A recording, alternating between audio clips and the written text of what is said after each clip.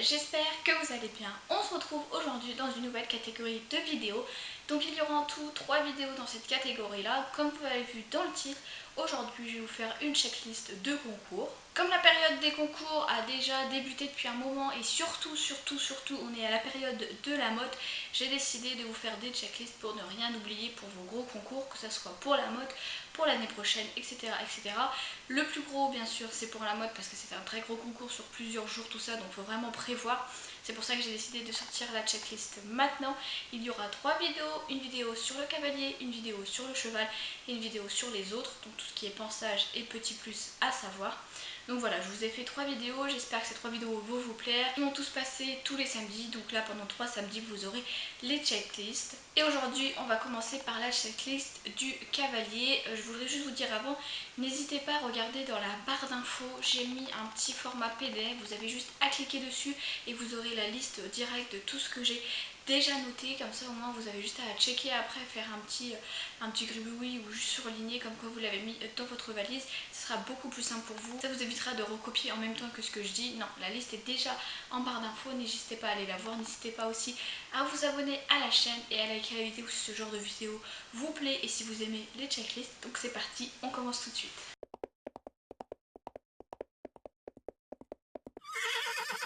Alors, je pars sur une vidéo où il n'y a pas de discipline. Ça peut être dressage, ça peut être CSO, ça peut être hunter, ça peut être enfin tout, ça peut vraiment être tout, cross, etc. etc. Je ne me suis pas fixé une discipline.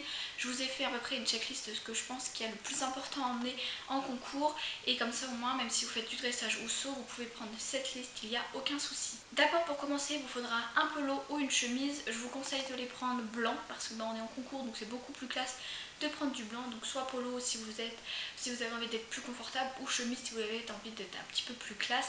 C'est vrai que lors des concours de dressage, la chemise est quand même un peu plus conseillée parce que ça fait un peu plus habillé, mais vous pouvez partir sur du polo ou de la chemise. Bien sûr, il vous faudra un pantalon d'équitation, blanc de préférence parce que c'est un concours. Il vous faudra des bottes, des boots ou des chaps, ça c'est à vous de choisir, sachant que les bottes c'est vrai que ça fait un petit peu plus classe mais c'est beaucoup plus cher. Donc voilà, ça c'est à vous de choisir si vous êtes plutôt boots et chaps ou plutôt bottes, c'est à vous vraiment de choisir et surtout par rapport à ce que vous avez dans votre garde-robe. Faites attention de bien les vérifier avant, voir si les fermetures marchent bien, bien les nettoyer, passer un petit coup de graisse tout ça dessus parce que c'est vrai que les bottes on a tendance à les cradosser très vite dans la carrière, donc n'hésitez pas à checker un petit peu les bottes ou les chaps et les boots avant de partir. Bien sûr, partez sur une paire de chaussettes d'équitation, ça paraît logique, ne prenez pas une paire de chaussettes genre style socket, ça ira pas du tout dans vos bottes ou dans vos boots. Je conseille quand même les paires de chaussettes très fines pour que vous puissiez les mettre sous n'importe quel boots, n'importe quel chaps. On ne sait jamais si vos bottes ou vos chaps viennent à craquer, vous devez en racheter et qui sont vachement serrées parce qu'ils sont neufs. Vous serez content d'avoir des chaussettes d'équitation assez fines. En plus, le concours de la mode se passe en été, donc je vous conseille quand même les chaussettes les plus fines que vous pouvez trouver. Pensez aussi à une veste de concours. Je sais que ce n'est pas obligatoire dans les CSO, mais c'est vrai que c'est quand même beaucoup plus classe d'avoir une belle veste de concours, que ce soit en CSO, en dressage ou autre discipline, c'est quand même beaucoup plus classe. Après, si vous n'en avez pas, c'est pas un drame. Pensez quand même à regarder le règlement, savoir si c'est obligatoire d'avoir une veste de concours ou non, parce qu'il y a des concours qui l'obligent à le porter, donc n'hésitez pas à regarder le règlement du concours où vous allez. Mais c'est vrai qu'une veste, c'est quand même beaucoup plus classe. Bien sûr et bien entendu, pensez à votre bombe, ça c'est non négociable, c'est bombe, bombe, bombe et bombe. Et je vous conseille aussi des vêtements de rechange. Si vous venez à vous salir ou à tomber dans la pluie, vous serez bien content d'avoir une tenue de rechange, donc un pantalon, un petit polo, une paire de chaussettes. Vous êtes sûr comme ça que si vous salissez, vous pouvez vous changer. Pour des petits plus, vous pouvez penser à prendre une cravate ou une résine. Ça c'est pour les concours, surtout la résine pour le dressage.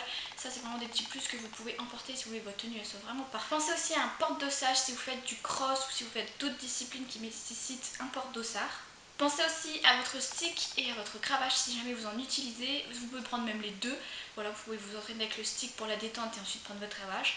N'hésitez pas aussi à vous renseigner si vous avez le droit au stick ou au cravache sur le concours, tout simplement parce que certaines épreuves sont interdites de prendre cravache et stick. Pensez aussi à vos éperons et à vos gants. Éperons si vous en mettez, prenez-en. Si vous n'en avez jamais mis, vous voulez commencer à la mode, c'est une mauvaise idée, n'en mettez pas. N'en mettez seulement si vous avez l'habitude d'en porter, et prenez des gants parce que ça sert toujours. Voilà, même si c'est en été, ça sert toujours des gants. Prenez une montre et un chrono, une montre pour savoir, moi un petit peu comme moi là qui est un peu sportif, pour savoir quelle heure il est, pour savoir votre départ, et un chrono pour les crosses, etc. pour connaître votre temps.